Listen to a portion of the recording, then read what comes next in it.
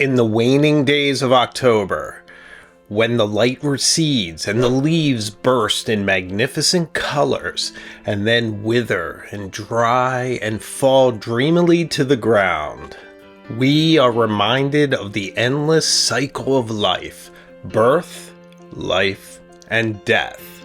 Our lives as ephemeral as all of that autumnal beauty that bursts across the landscape. The beauty of autumn is always balanced and offset by decay and death that follows. In this glorious season of harvest of pumpkins at the farm stand and all the different colored leaves, is there any fountain pen that more perfectly encapsulates this season of life and death and change than the Benu Crow, part of the Skull and Roses collection?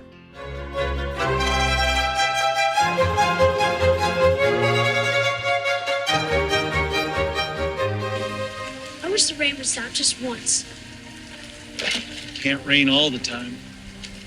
Eric?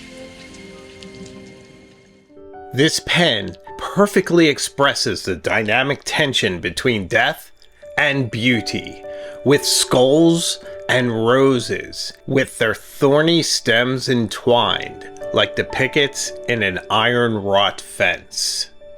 All of this interesting symbolism and iconography is set in high relief, in high quality resin, polished like obsidian, dark, inky black. The skulls are finely rendered in macabre cameos in a ring around the edge of the cap. Their skeletal visages in deep relief, acting as a brake to prevent the pen from rolling away.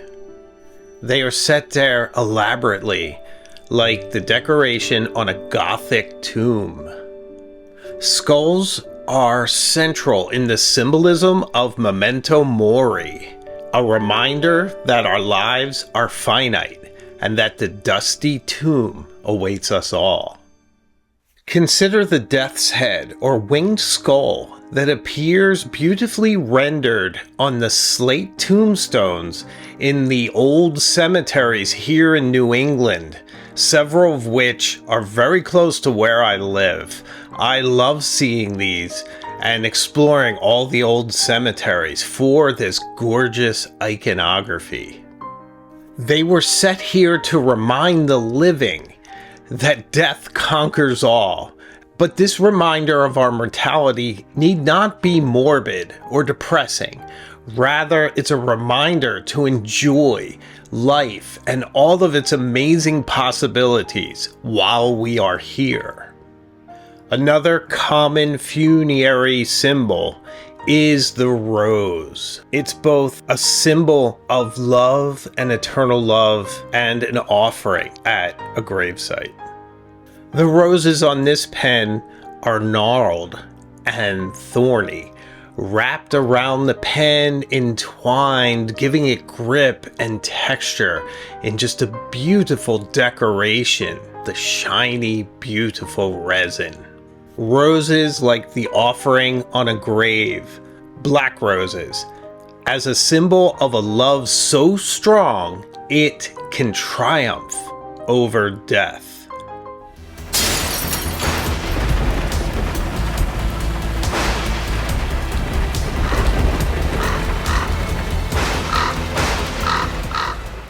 This imbues this fountain pen with a melancholic romance, a sense of love that is permanent, and it makes it an excellent gift, especially during this season.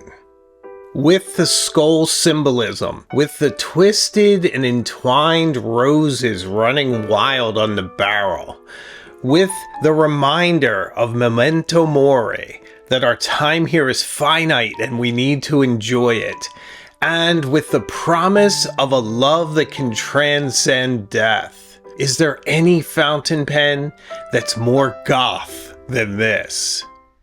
So as you use this pen, there is something certainly deeply introspective, contemplative, and yes, goth, as this pen is decorated with these symbols of memento mori, this balance between decay and beauty.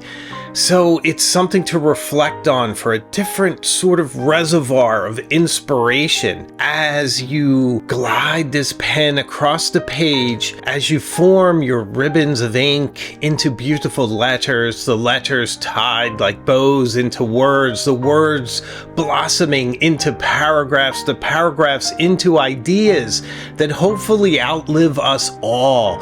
There is something through the expression of this pen that is all of us reaching for a sense and a piece of eternity.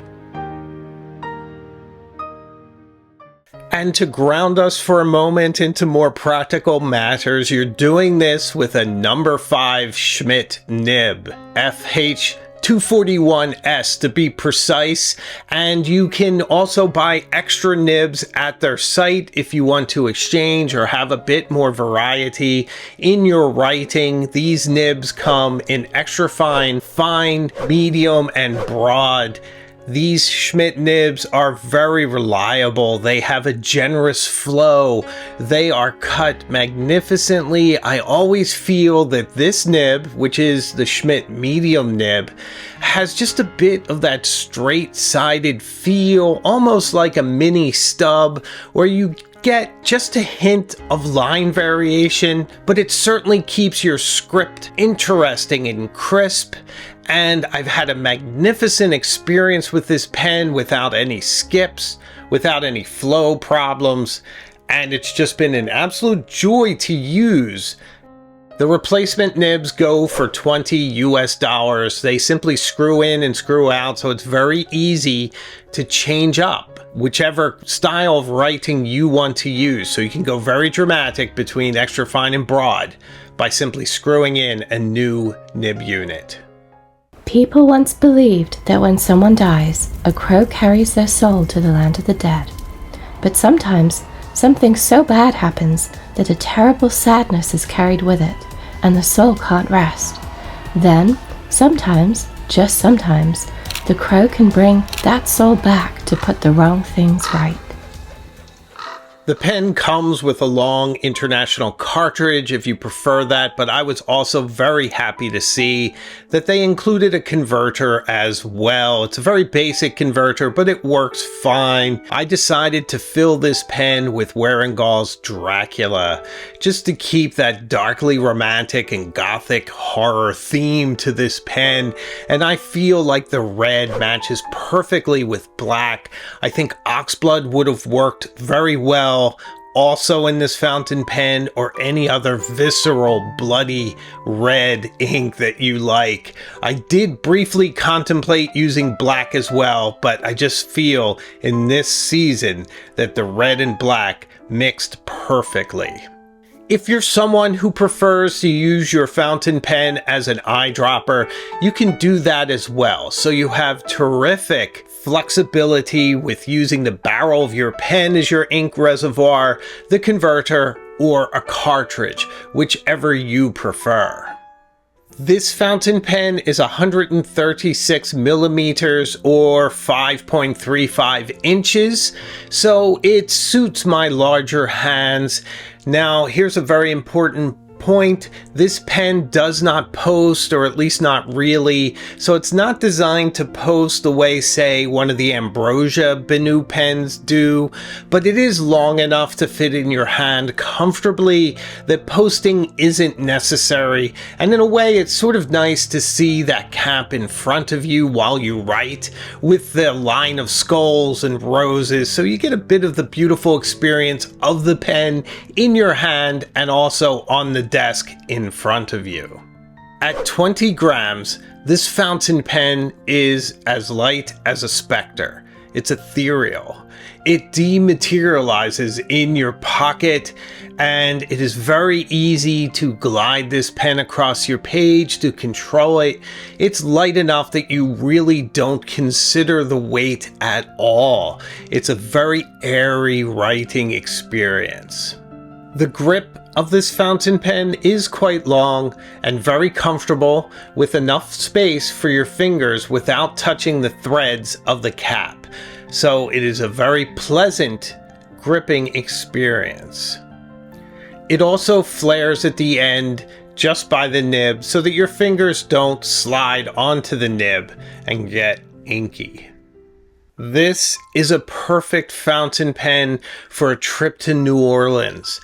It would be great for Lestat or Dorian Gray or perhaps Eric Draven, considering the name. This fountain pen is the Crow after all, and it's the perfect mix of Victorian horror, of Gothic rebelliousness, and darker themes. This is a fantastic fountain pen for writing at your desk after hours. If you're up all night, this is the fountain pen you want to use. It just has that Victorian Gothic feel. It would be perfect with an all-black outfit with a pair of Doc Martens. It has a bit of that rock and roll rebelliousness.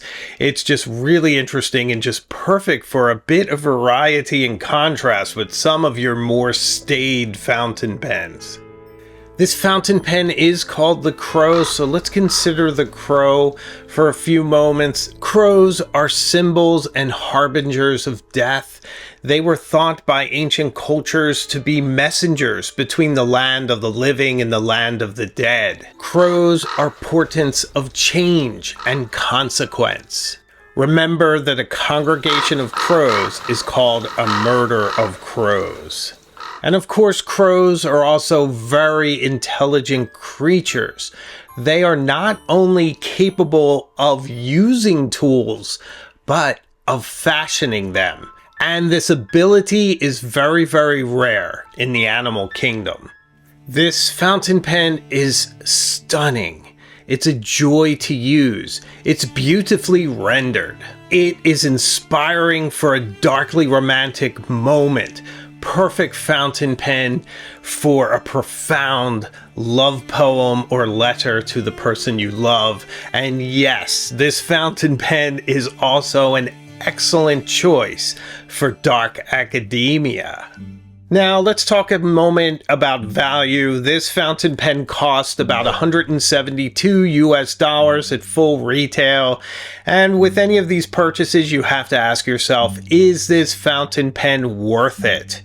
Well, I will say on the basis of theme and construction, what it is and how you feel when you use it, and the fun and variety that it gives me in my personal fountain pen collection that I am more and more curating for the unusual, for the interesting, for the inspiring, I would say that this fountain pen is worth every last coppery penny. Now, on the more practical side, it's a very beautifully rendered, high-quality resin pen that is a screw-on cap, which should keep it nice and wet and ready for you whenever you want to write. It is very robust. It feels like it will hold up to years of use.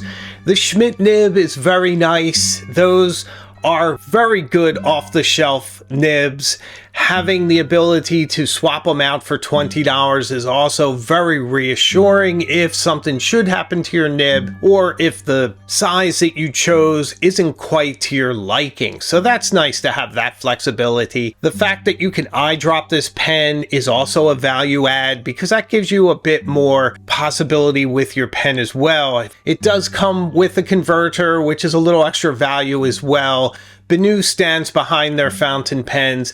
I've always found them to be very, very interesting. This one is no less so, and in fact, it's just absolutely gorgeous. To me, these symbols of death and decay are really just a celebration of life, of the time that we have here, of how we have to savor it, and how we have to express ourselves within our lives on our own terms. so that when we are facing that last leap into that final unknown, we do so with a clear conscience, with the knowledge that we did everything we could, without regret, with that reassurance that we lived very well. We saw all we could. We made connections with our friends and family that were deeper and tied us all together like those thorny stems of the roses. And we loved with our entire being. And most of all, we left our family and our friends behind better off than they would have been had they never known us. This is the everlasting promise of life and of this glorious fountain pen that embodies all these symbols and characteristics. But what do you think? Do you enjoy this fountain pen as much as I do? Do you agree that it's the perfect fountain pen for the harvest season? Do you love its Gothic adornments as much as I do? Let me know in the comments, and if you're enjoying my videos, please subscribe. I'd love to have you along on this journey with us to all these incredibly wonderful places. And if you want to support the channel even more, consider becoming a member. I'd love to have you behind the scenes, and it helps to keep the lights on, so I'd appreciate that. So I make new videos all the time, and I have a live show each week as well, so I can promise you we will see each other again very, very soon further up the road. So take care of yourself.